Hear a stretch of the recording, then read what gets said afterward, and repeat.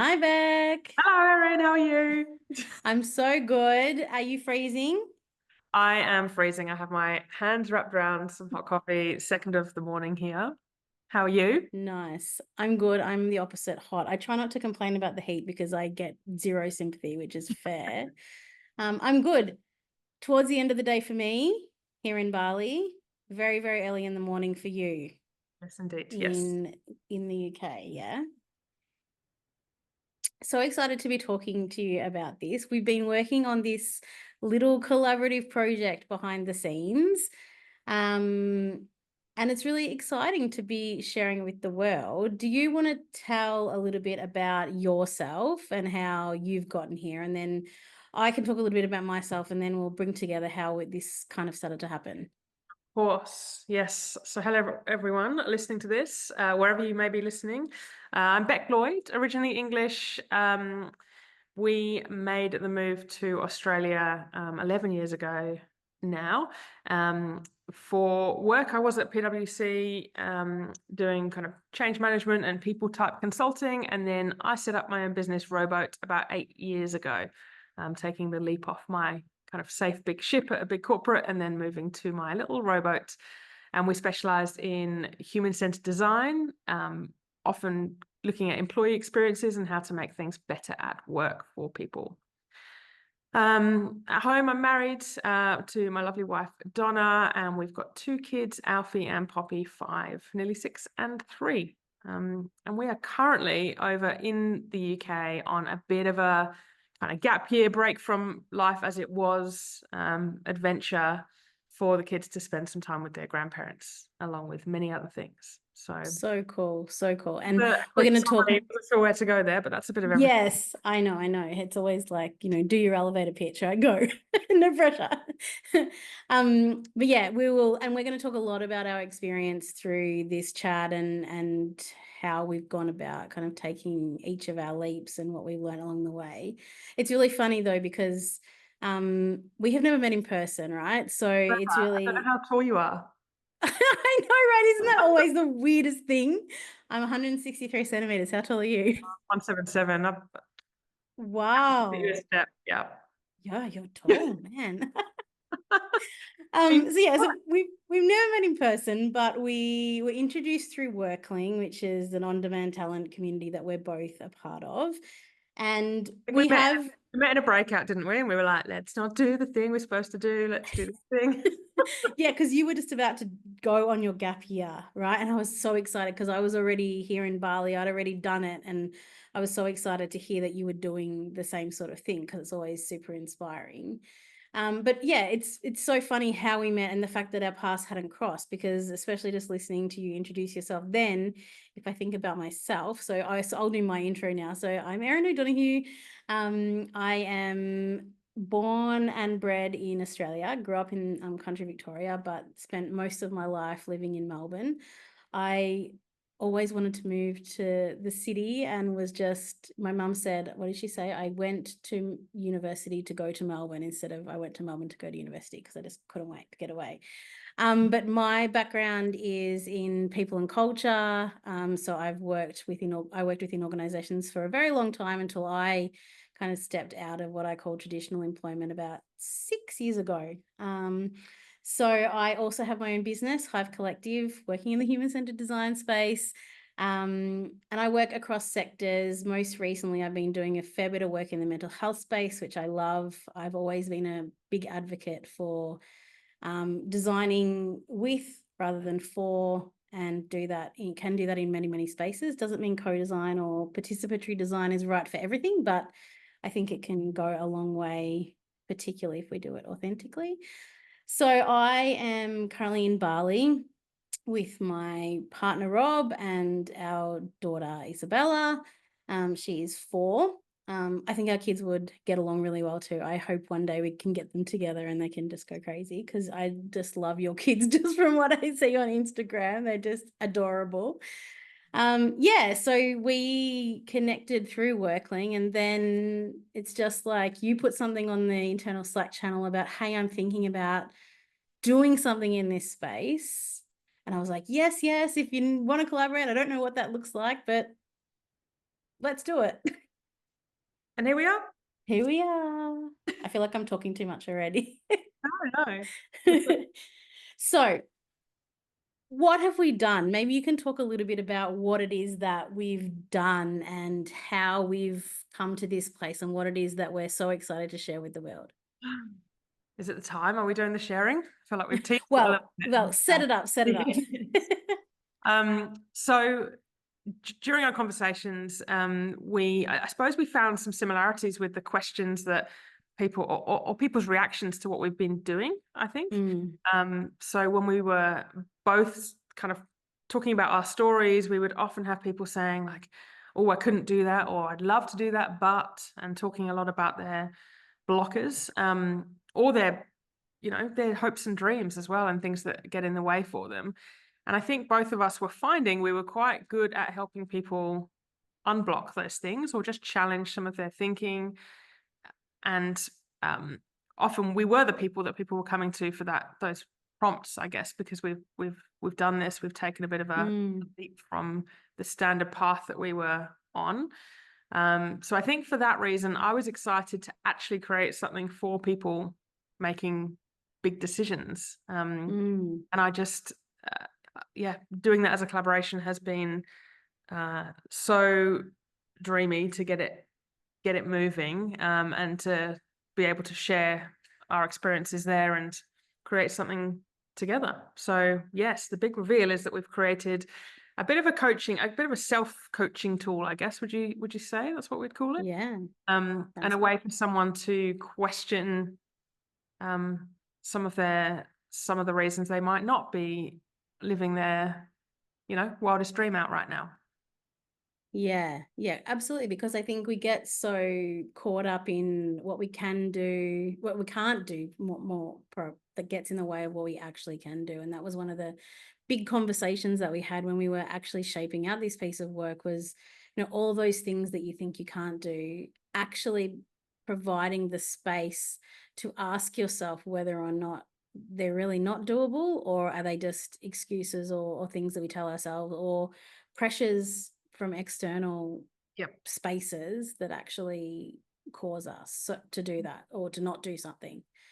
So we'll talk a little bit more about it at the end. Part of what we wanted to do in this chat was actually just to go into a little bit more about how we made our own decisions, because I think both of us are super keen on storytelling as a really powerful way, and also of connecting to our experiences, but also realizing that everybody's, for want of an overused term, but journey through this is different. And so we're going to do that now. We're going to share a little bit about our stories, and then towards the end, we'll talk a little bit more specifically about the map. Well, let's say it's called the leap map. Leap map. And how we've taken our own leaps to kind of help share our experiences and then lead into that. So can you remember the exact moment that you decided to take the leap? Yeah, it was very fast for me. So it was near the end of the year in 2023. To give a tiny bit of backstory, before the moment, we'd been starting to talk about, what 2024 looked like for us. It started to feel a little bit same. Alfie was looking to repeat 4-year-old kinder, so an actual same thing. And, we'd have the same drop-offs to daycare and kinder, the same route, the same, I was still working from Alfie's bedroom after COVID, so I'd be sitting in the same place with the same, although in my business every day is different, there was just so many elements of the same. And we knew we'd go to the UK at some point in the future. We thought that might be 10 years away. Just started brewing that could be something we could do a little bit sooner. So I actually went away to an unyoked cabin for a few nights to mull it over, after Don and I had just been kind of like, I think I planted the seed just as I got out for work one day and got onto the train. I was leaving the car, I said, we could do that next year, and then kind of slam the door and let her think about it for a bit. We both did a bit of separate thinking, but the actual Yeah, moment, as we've spoken about before, Donna and I like to get into a decision-making bath. So I love it. in our place in Melbourne, we had a bath big enough for the four of us, really. But yeah, we would get in to make decisions in the bath. So the moment we chose, after having a bit of time to think about it ourselves, was in a long bath. That was where the decision was made, and we just thought, let's do that next year. Let's bring forward that kind of unknown. Maybe we'll go in the future, and let's do that in 2024. Yeah, amazing. Did you have doubts along the way? Like, were there any points where you're like, this is not going to happen? No, because it was so quick after that. So that was Mm. kind of November, and we were, on a plane in December. So I think the momentum there meant that there was no time for Yeah. really. Like I think we Sometimes that's a good thing. had to go so fast that there was no time, and we made that decision before worrying about the logistics, like you mentioned. There's so many reasons Yeah. not to, but can we find a loving home for the dog for a year? Can we, find someone to rent our house? What do we do with the car? How do we talk to clients? What were the, we didn't involve the kids in should we, shouldn't we? But we did, like, just want to kind of talk to them about that over the month before we went and involve them. So yes, we just moved too fast for doubt. Yeah, but I think there's something about making a decision that's the right decision that you kind of, I don't know if you can remember that actual feeling, but sometimes when you make a decision that's right, it's just right and you just know it. And so, even though it feels like it happened really fast, I'm sure there were lots of things that were bubbling along in the background that had been there for a while. Like you said, you knew that going back was at some point in your future. Yeah. Of course, bringing it forward to in a month's time is huge. But, I think sometimes we don't quite realize the thoughts that have been going on in our brains that Yeah. kind of help us in those moments. Yes, I think it's been, yeah, you kind of can't deny those things that are bubbling away for a long time. There's no time in the 10 months that we ever even discussed with each other, would we be better off in the UK? Like, we were so happy in Australia. We still are, but yeah, once we made that decision, it was not something we looked back on. It was pretty clear that was the right thing to do. All in. Yeah. Boots Yeah, on. how about you? Can you remember that moment for you? Yeah, I can. And ours was probably similar, like very, very similar again. People are going to think we script this stuff. Similarly, we were living in the inner western suburbs of Melbourne. Bella Whereabouts? was Have I ever asked you that? in Footscray. All right. We're in Newport. Yes, yeah, I think we've had this conversation Okay, before, and I was like, oh, like okay. more synergies, yes. That's nice, right. So we'd only been there not a very long time. Before that, we were living in Brunswick, and we'd moved, and we kind of moved into this house thinking it was going to be a really long-term thing. Like, it was, even though we were renting, it was like more of a family home, and we had two dogs also. One actually just not. So, well, they're both passed away now. I don't know why I'm bringing up the dogs, but it's one of those things about, it just really felt like it was a decision that we'd made to be there for a long time.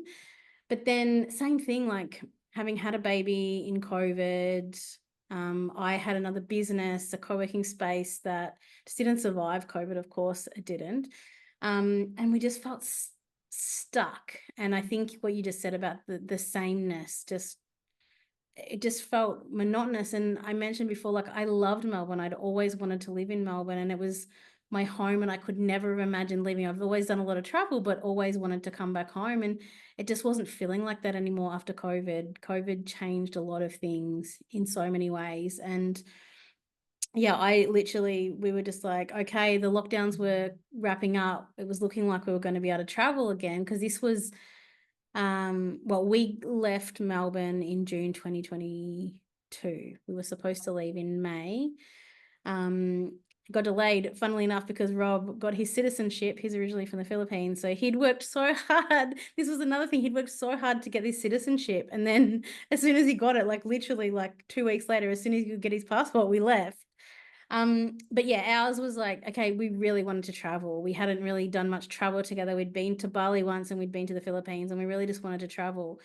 And so we're like, yeah, let's travel. Who cares that we've got a toddler? Let's just go. Let's, go to Europe and do like a 6-week trip or whatever. And I can remember walking out of the room, walking down to our bedroom, and then coming back to him in the lounge room and just going, we could just pack up all our shit and go for like 3 months or something. Like, he looks at me and I'm like, if we're going to do this, I go, if you're going to do this, we might as well do it properly. And he's like, yeah, yeah.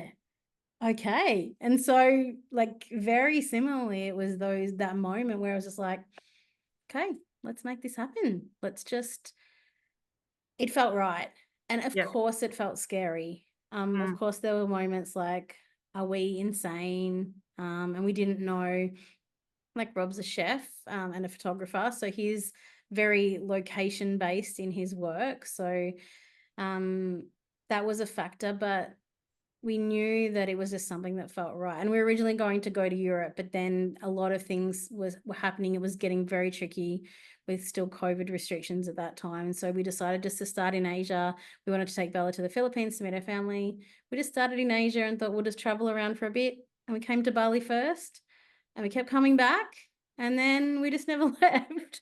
And so 2.5 years later, almost, here we are. We decided to stay. So I can remember the one biggest thing that I was thinking about was what if we put all of our things in storage and we go for 3 months, because we knew that was kind of what we could do at a minimum. We were hoping it would be 6. What happens if we do all of this stuff and go for 3 months and then we decide to come back and it was only 3 months? There was kind of this feeling in my head of, oh, then that would be a failure. And I just had to catch myself and really go, no, it wouldn't be a failure at all, because we did it. We took the leap, we tried the experiment, and although it may not have worked out as we thought it would, like these things rarely do, it's way better than not doing it at all. Yeah. And that was just, I think, again, it's just, catching those thoughts in our brains and reminding ourselves that, it doesn't have to be about following the bouncing ball. We get to choose what we do, and that whatever it is that we choose, that is the experience in itself. Yeah, absolutely. And I think in the work we do, we're so often talking about prototyping and experiments and, Yeah. failing fast, but also just, taking risks, but small calculated ones. And I think that's what you're describing there. Like if we, time box this, and we did that with a year, you kind of go, what's the worst that can happen? Look at all how can you take that leap backwards, I suppose, or sideways Yes. or forward in a different direction. And I think for us, it really helped thinking about a block of time. And it sounds like for you, that was, whether it's 3, 6, 2. I've spoken to someone recently come over here for 3, and I was like, oh, that's an interesting time block. That's a big one. But that's certainly us kind of de-risk the situation in our mind, I suppose, in terms of it being this endless big, all or nothing move. For us, it was an experiment for a year, and it sounds like for you it was a experiment for 3 months. And I think that's just such a good way of thinking about blocks of time, because it really means you set out on that period of time with some things you'd like to achieve, but you keep checking in. How's this going? Something perhaps that doesn't happen so much in normal life, I suppose. You actually kind of chosen to do this thing. How's it good? How's it doing? Are we loving it? Are we learning? Are we growing? Are we like, how is it going? So it just gives you that chance to do a bit more reflection, I suppose. Yeah, 100%. That's often missing in our lives, because it's much easier to fall into the status quo and to fall into, what's comfortable.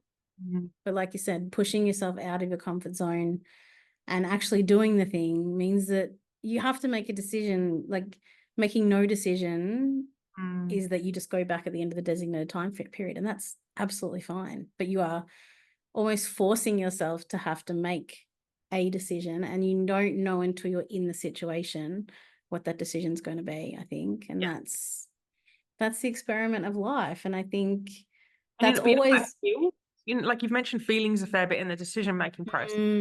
I think that's an important point. When you're in an experiment, you can't overthink it. Like you're just in it, and then you get to feel, like, is my body happy here? Is my mind happy? Like, am I good here? Am I safe here? Am I happy? Am I, all those things. You can just feel it, I suppose, rather than overthinking it from where you are into the future, which is something I often Definitely. do. What's the point? Yeah. Doesn't Yeah, get you anywhere. absolutely.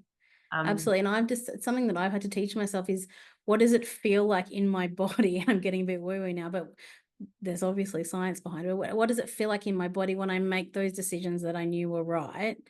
And now I can rely back on that every time I have to make a big decision, because it's, your body doesn't forget that, and that yeah, awareness doesn't go away.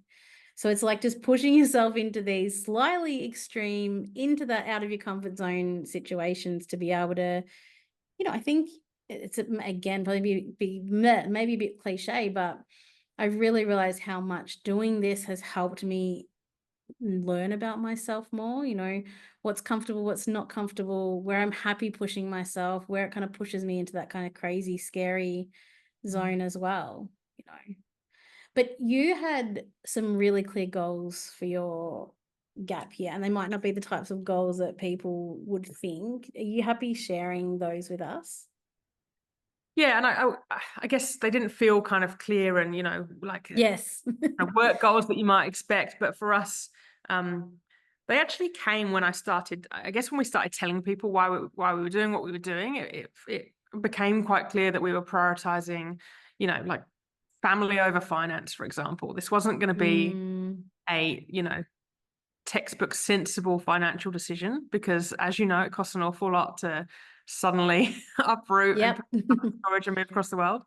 And there, we were keeping our life going in Australia, so still paying, Mm, everything, Medicare, health insurance, pet insurance, dog food. Like everything was still going, car, everything was in two places. So financially it yeah. was sensible, but that was a clear decision and a clear goal that instead we'd be kind of building those family connections that we have here. And then I think another one, I suppose, linked to that was just prioritizing freedom over that kind of security kind of pathway, Yeah. what's next, and growing my business. And then the business objective was, I guess, putting myself in a new set of constraints with time zones and physically not being able to be with people, to see whether I can Mm, continue the business, perhaps grow different products streams and be truly remote. Some roles are advertised as remote, but there's so many ties, but this truly had to work. So yeah, they were the personal and the small business goal, I suppose. But we really did put we made the choice, not knowing whether Donna would be able to continue her role and not knowing whether yeah. I would survive the move. So it was definitely kind of us first as a family and as an extended family over business or money, which felt good to make, because otherwise you're kind of constantly trying to make it work for your career and make it work financially as well. But we had to kind of say that's secondary for this to work for us. Yeah. Yeah, they were the Yeah. And goals. yeah, were there some things, and I love them so much, were there some things, and I could be putting words into your mouth, there was also some things that I think you spoke about, and probably under that first kind of goal there, around things you wanted to do or remind yourself or make sure that you did over the 12 months that would really support that and make sure that you were really taking advantage of being in a different place. Do you remember those, or have I just taken something you said? I feel like you've got a list of them in your mind that you'll have to tell. No, it was just when we first had that chat, you just like, I just really want to make this a really different year. Like, I want to be really mindful and anchor myself in these principles that I have around things like feeling like you're on holidays. And you said it before, because you guys have just had a break to London, and you said, it's so amazing, it just still feels like we're on holiday. Yeah, And so you were just being really conscious about not falling into the everyday of, I'm going to say the monotony, and that's not your word, that's mine, but yeah, the everyday of the sameness that you spoke about, that you really were trying to not just lift your life in Melbourne and drop it over there just because you happen to be closer to yeah, family, but to be really intentional about the way in which you did this and anchoring it back to those principles, I guess. yeah. No, I know the conversation you're talking about now. The Yeah, because it's a gap year, we constantly asked ourselves, what would we do if this was our last year? What would we do if this was our own Mm, year here? What would we do? And I think that's just flown like weaved through everything we've done. Like when we when we're away with friends, it's just such a magical time because we don't know when we'll be able to do it again. Yeah. And so we do constantly say, you know, like there's no built-in monotony really anymore, because everything is, yeah, it's like we are on that gap year that so many people talk about and never had, perhaps, as they were Yeah. studying. So it does mean we're more likely to say yes and you know, jump on that plane. A friend of ours had some spare tickets for the Olympic gold medal match for the women's soccer, and we just said yes. You know, yes, we Yeah. go over to France. You know, yes, we'll drop off the kids and my parents, and so I think that mentality, although it wasn't a Yeah. kind of bucket list of things, but that it certainly was a, you know, a say yes and treat this like a one-off experience, because otherwise it's so often to put things off. You know, we'll do that next month, we'll do that next year. Yeah. Yeah. And I think not having that has meant this has been quite a special time of saying yes. Yeah, 100%. And I can really relate to that. So being now, 2.5 years into this journey, things very much change. So our 2-year lease is coming up in kind of middle of January. So the first, 8 months that we were here was because we were coming and going a bit. We went to the Philippines, we went to Thailand, we were doing, and we were living in kind of month to month accommodation. And those first 8 months, we were very much like that. We weren't as intentional as you, but we were living close to the beach. We didn't have a car. We walked everywhere. We went to the beach every day. We said yes to things. We would catch up, and this was, we would catch up with people every afternoon. Like after Bella was in kind of play group for the morning, we would just meet friends on the beach. It was all just very casual and very easy and very opposite to how things had been in Melbourne. When we couldn't catch up with anyone, but even after COVID kind of eased off, everyone's so busy, right? We don't necessarily live in the same little village, and that's the other thing. Sanur, and I know you're literally in a village, and Sanur, where we live, is like a little seaside village, and so you bump into people down the street, and the kids end up playing, and you just have a couple of drinks or whatever, and it was a very nice and different experience. However, as time has gone on, we maintained that for a while when we moved into our kind of longer term place. But now we're in a position where we're very much, because this is life, we're very much more back into a routine. And actually, we needed that routine. It felt right to have that routine, to be more home based, to start cooking more at home, those sorts of things. So everything is a cycle, I think, and everything has its place. I think it's just, I love how you did it because it was very, very intentional. And, things then start to change. Like we were talking, as you kind of do your reverse sleep, or you're really forced to make that conscious decision about what the next part of the journey looks like. And everything has a time and a place. And when I talk about too, what the things that I've learned about myself, we love to travel, but also having a young child, you kind of need to have a base as well. So that's again something that I don't think we could have learned without actually just jumping in and doing it. Yeah, absolutely. And I think that balance, it's almost like you remove your entire routine because you uproot and move somewhere else. Then you build the bits that work for you back in, and you don't build the rest in. And I think, I vividly remember our conversation when you were kind of giving me the guidance, which I held on to very tightly around, keep it a gap year, keep talking about it as a gap year, because the minute it becomes just real life, there'll be elements that creep in that you didn't design in. So I think, I held on to that really tightly and was like, this needs to stay as this kind of magical experience, because that's what we wanted. And I think, there's a lot of pressure for a lot more routine than we want to kind of enter, I suppose. But just like we settled in a rental for a year, and kids are at school and nursery, and that getting those things in place, that was really important. And it does limit some of your freedom and adventure, but we've some ways to then do that around the edges, as I know you have as well. So it's about designing in just enough routine for feeling safe, and for what the kids need, but keeping the freedom that the experience was designed for. And I think everything that we talk about comes back to choice, right? Like, and I think when you're out of your regular environment, it allows you a little bit more freedom or something. There's a mindset that comes with that. Mm, So yeah, mm. and I think just even just us talking about this now just highlights how amazing it is to have someone to talk to about this stuff and to not do it in isolation. Like what we've designed is something that we both would have found super helpful because we kind of just found our way, and we're obviously both lucky we have also adventurous partners that were like on the same page, and off we go. But that's not always the case. Sometimes someone needs to be a little bit more convinced or brought on the journey of the decisions. And so, everybody's decision is different. Even though there's lots of synergies in our experiences, there's also lots of nuances and differences. And that's something that we really tried hard to design into this, is to help you make the decision that's right for you, not to follow our path. Of course, we're here to support you, and obviously we're both super passionate about it. But this is such a personal and individual thing.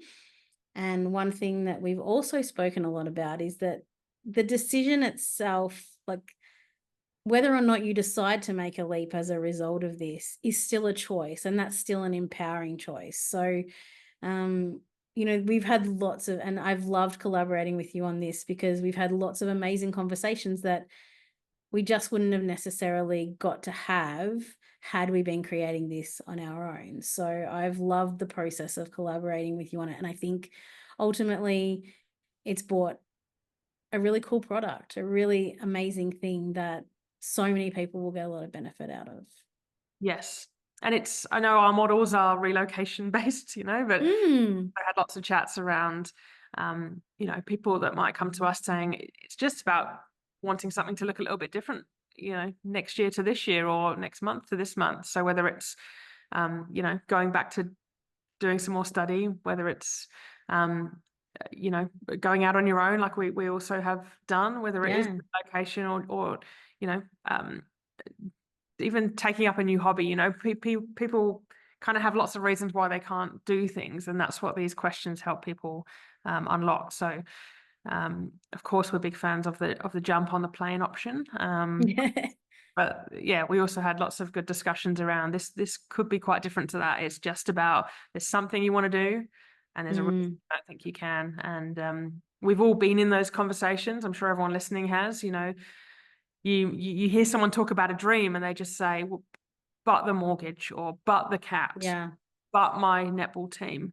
And it's just about helping people examine that to see how sticky that particular sticky piece is that we've Yeah. termed it on the map, and just helping people really consider that vision that they'd like to paint and then make the choice, because I think, as we both said, we had to get really invested and excited about what that could look like, and then Yeah. not worry so much about the reasons why not, because then we could solve them. But first, you've got to really want to do something differently, Yeah. and that's just what I've been hearing a lot from people, and I know you have as well. Like, just a bit of a itch, bit of a something that they'd like to try. Exactly. So Yeah, it's that niggle, and yeah, like for you, I love, again, like how you described it, like just that not wanting things to be the same, and that could and be I enough. think, That could be like that's all the feeling needs to be. That's all it was for us. I didn't really know initially that it would result in coming here. yeah, That's the point. I would have loved to grab the leap map. Like, oh, yes, exactly. you know. I think I could have even used it around the decision, whether Alfie repeats kinder or not, because that brought a lot with it for us in terms of what that meant for whether we could go to the UK in the future, etc. Yeah. It's just, you've got some options to choose, and helping people work through what that could look like. Yeah, and I've even found myself, you know, recently we've had a few sticky bits, like literally sticky bits about being here, and, things like visas and accommodation and schooling, the kind of big ticket ones that you need to consider if you're going to be living somewhere else.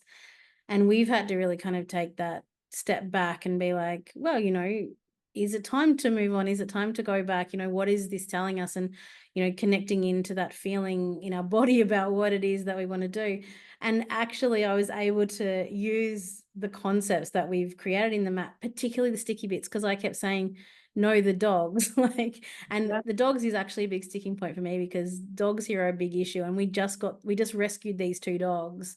But I kept just saying to Rob, no, going somewhere else is not an option. I had to really take a step back from it and go, that though they're a sticky bit for sure, but are they really the reason why I don't want to go? And they're not the reason I don't want to go. I don't actually want to leave Bali. Like, and so actually being able to use our own process myself, Yeah. has just been so helpful to just really be able to articulate it. And I think most of these things are sitting in our brains, and it's just needing the help to actually organize those thoughts. Yeah, absolutely. And that's why there's no answers anywhere on this map. It's questions and prompts and reflections, because that's what the process is, I suppose. Like you say, there's no blueprint. We're not suggesting anyone follows us to our little villages, although we'll welcome you with open arms. We would love that. Building our cults here. But yeah, it's just about spending that time with yourself, with a friend, with a partner, with a coach, and working through those prompts for yourself. And it's something I'm working on, but I do think it is all connected to embodiment and what you feel as well, and trying to tune that, because otherwise you might grab something like the dogs and use them as the whole narrative, and they might be part of your vision, part of the aspiration state. Are they something keeping you somewhere, and just examining that, because it's very easy and it's a safe place to blame them, but there are creative solutions around that. That kind of financial piece as well, because that can be so easy to blame and to hold up as the reason why you are feeling a little bit stuck. But I suppose, again, with the tools that we usually use in our day-to-day work, there's lots of ways about that as well. Yeah, 100%. And we had to challenge ourselves. Like, it's quite a simple concept. It's a fairly simple. It's a plan on a page kind of setup. We really wanted to honor that and keep it in that simple form. We both are so passionate about this. We both love to help people through similar kind of journeys, and it had the possibility of being quite big, but we really challenged ourselves, and it really was a challenge, to keep it small. And it's not small in impact, but it's compact in size, I guess, and that is really, really purposeful. Yes. We are, of course, here to help support you. If you feel like you would like a little bit of extra support along the way, you can absolutely reach out to us and do that as well. But a lot of its power is in its simplicity, I think. Yeah. And I think it was, we have poured a lot of hours and a lot of thinking, a lot of conversation into this. We wanted to, I think, to be able to then distill that to something simple was the challenge, and I think we've done a good job of that. So keep it quite approachable and have that experience basis around it. Like for Donna and I, it's getting into the bath, but having people think about what their experience is going to be, having think through these questions, whether it is solo with someone, with a coach. Where are they going to be? What are they going to have in their hand? What are they going to print this out and use their favorite pen? Like, let's make this a moment to have this time to reflect, because otherwise, like, life is short, and otherwise it can just kind of year on year just flow into the next without much conscious thought. So 100%. Yeah, that's especially seeing as the last few years have just been so crazy ridiculous with COVID anyway. Like, I think it's just, if anyone's looking for a sign, this is it. Get in the bath. And and I love that too. That's been a really important part of our conversations, is setting this up as a kind of a ritual. We talked about routines and stuff like that, but having a ritual around it and really dedicating the time when you're in the right headspace. That's another thing that I've learned too. Like, don't try and make these decisions when you're not in the right headspace. You'll know if you're feeling tired and exhausted, that's probably not the right time to be doing this kind of work. So we've put in some guidance around that, but that's really an individual thing as well. Absolutely. And really, the start point is like, there's that niggle, there's that something. Yeah. Like, oh, I wonder if, or I wish I had, or, just something that you think you'd like to add in to your experience of life, I suppose, is what we're saying. And then the rest to think about. But it's not like you said, it's not about the decision, the do it or don't do it. It's about thinking all of that through. But there's not many people, maybe I attract them, but there's not many people I speak to that haven't just got something they'd like to just change a little bit, add in, or, study or explore. So that's really what we're suggesting the start point is for this. Yeah. And I Shouldn't reveal definitely anymore. think Shouldn't reveal anymore. yes. So if you want to get your hands on the map, then you just follow the prompts in the details that we've provided here. And you can get your hands on it that way. But given that it is November now, as we're recording this, it really is a beautiful time. It's like your 12-month anniversary of making this decision for you. But Yes, as it's a people are perfect reminding time. me, this is the time you told me that you were, jumping on that plane. So yes, it is 12 Yeah. months.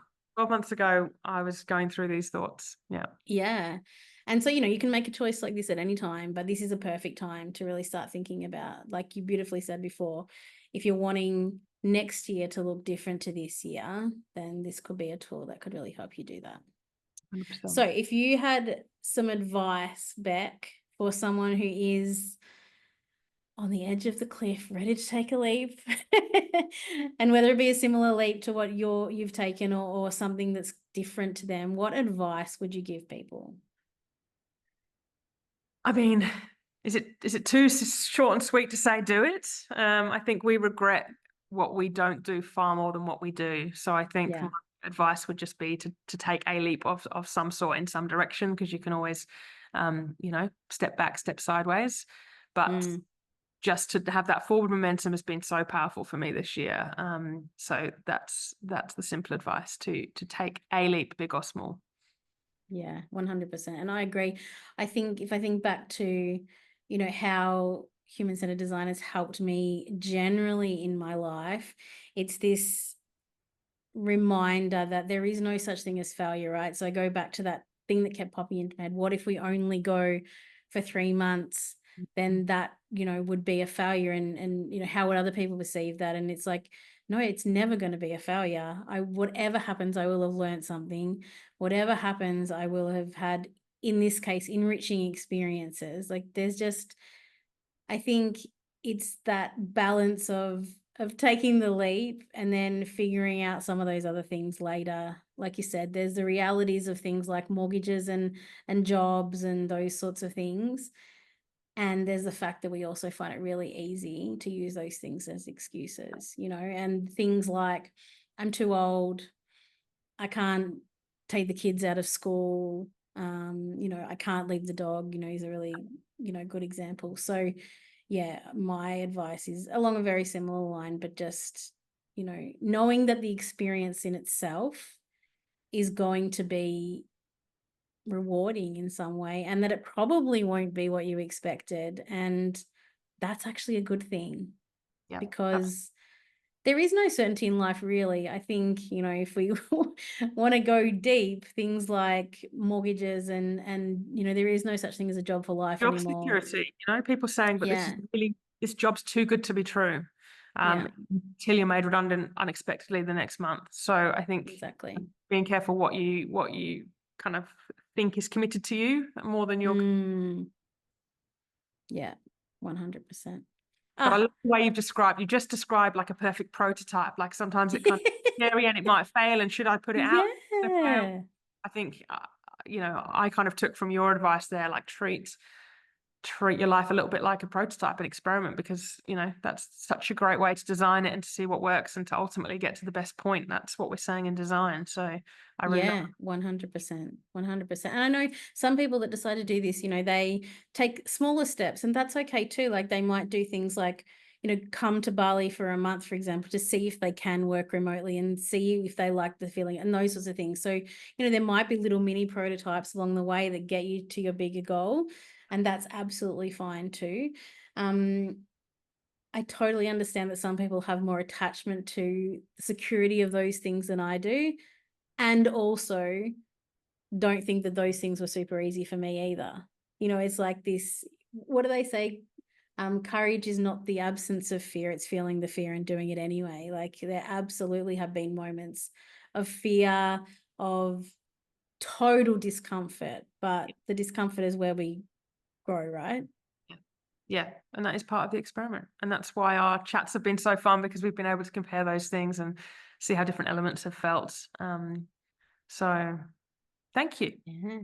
Thank you. Oh my God, it's been such a joy, and you make me laugh so much. It's been so Even though entertaining. entirely different time zones, it's that well, we're not entirely different, but I think sometimes that can be amusing when someone's kind of ending their day and someone else is starting fresh. Yes, We've had different an energy awful lot of levels. fun. An awful lot of fun. We have, yeah. And so when people buy the map, they're getting a wealth of experience of not only having taken these leaps, but both of our experiences throughout our career working with people and supporting people through change, making personal, professional decisions, but also, so much of our human-centered design approach and questioning and perspective has come into this as well. So in this, like I said, seemingly small in scale, one piece of paper, we really hope, well, we know that it brings together all of our knowledge and expertise and our lived experience in this. And we just really hope that it provides people with clarity and excitement as well, and confidence in themselves to be able to follow that little feeling and turn it into something tangible that they can have their own experiment. Amazing. Couldn't be a better wrap up. So we better.